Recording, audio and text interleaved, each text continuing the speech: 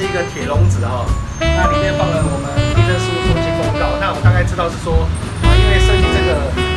为了不要让这些公告可能被人家拿取或怎么样，那实际上我觉得小朋友的安全性对一般民众